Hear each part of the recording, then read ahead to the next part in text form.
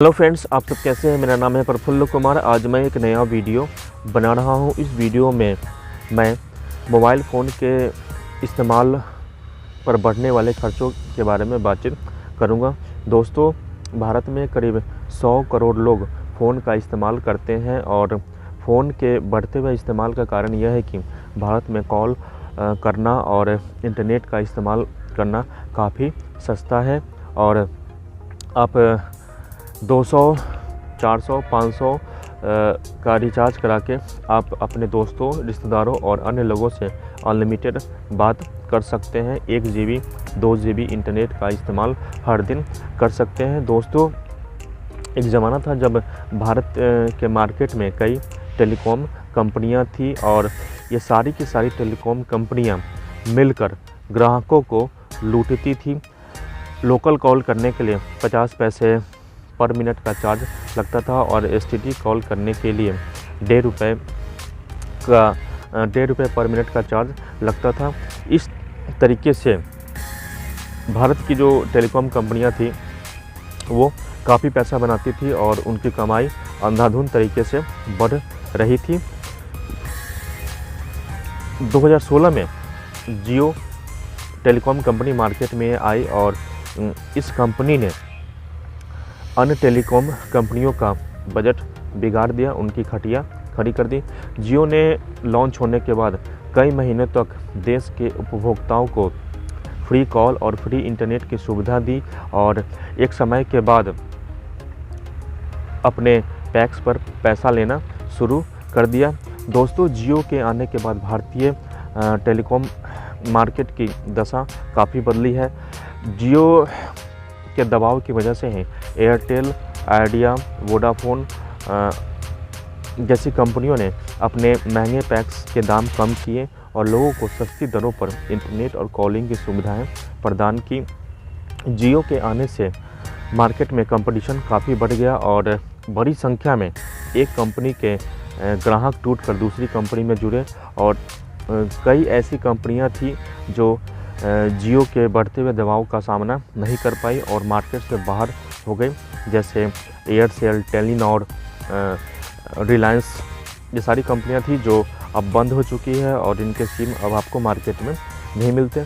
दोस्तों, हमें ऐसा लग रहा था कि भारत की बढ़ती हुई महंगाई में टेलीफोन और इंटरनेट का डाटा ही सस्ता है और यह बात हमें काफ़ी सुकून देता था, लेकिन अब ऐसा लगता है कि कॉल करने के लिए और इंटरनेट का इस्तेमाल करने के लिए अब हमारे देश के लोगों को ज़्यादा पैसा खर्च करना पड़ेगा।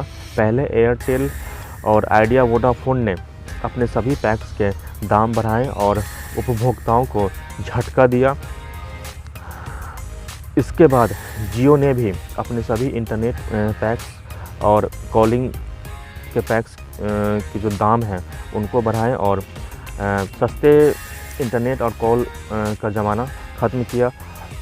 आज आप किसी भी नेटवर्क का इस्तेमाल करते हैं, किसी भी फ़ोन नेटवर्क के सिम का इस्तेमाल करते हो, आपको कॉल और इंटरनेट का इस्तेमाल करने के लिए पहले से ज़्यादा रुपए खर्च करने पड़ेंगे और सस्ते इंटरनेट और कॉल करने का ज़माना चला गया। दोस्तों, मैं 3 नंबर रखता हूं और तीनों नंबर को मेंटेन करने के लिए मुझे हर 3 महीने में करीब 1800 रुपये का खर्चा बैठता है, क्योंकि मैं अपने मोबाइल फ़ोन्स का इस्तेमाल कमर्शियल पर्पस के लिए करता हूं। इससे मुझे आमदनी होती है तो इससे ज़्यादा कोई फ़र्क नहीं पड़ता, लेकिन जो लोग मोबाइल फ़ोन का इस्तेमाल पर्सनल कामों के लिए करते हैं उनके लिए यह महंगा पड़ता जा रहा है। दोस्तों, पहले सिस्टम यह था कि अगर आप अपने मोबाइल फ़ोन में रिचार्ज नहीं कराते हैं तो भी आपका फ़ोन एक्टिवेट रहता था। आप फ़ोन पर इनकमिंग कॉल रिसीव करके अपना काम चला लेते थे, दोस्तों, रिश्तेदारों और अन्य लोगों से बातचीत कर लेते थे। लेकिन टेलीकॉम कंपनियों ने मिलकर अब एक ऐसा जाल बिछाया है कि उसमें आप फंस गए हैं। अगर आप अपने नंबर पर कम से कम पैक का रिचार्ज नहीं कराते हैं तो पहले आपका आउटगोइंग बंद किया जाता है, बाद में इनकमिंग बंद होता है और एक समय के बाद आपका नंबर ही बंद कर दिया जाता है। इस व्यवस्था से लोगों को काफ़ी परेशानी हो रही है और लोगों को अनावश्यक रूप से फ़ोन का रिचार्ज कराना पड़ रहा है। जिन लोगों को ज़्यादा बात नहीं करनी होती, इंटरनेट का इस्तेमाल नहीं करना होता, उन्हें भी अनावश्यक रूप से अपना फ़ोन का रिचार्ज कराना पड़ रहा है, चूँकि उन्हें अपना नंबर एक्टिवेट रखना है। अगर आपने अपना नंबर आधार कार्ड में, बैंकिंग सिस्टम में, LIC पॉलिसी में दे रखा है तो आपको हर हाल में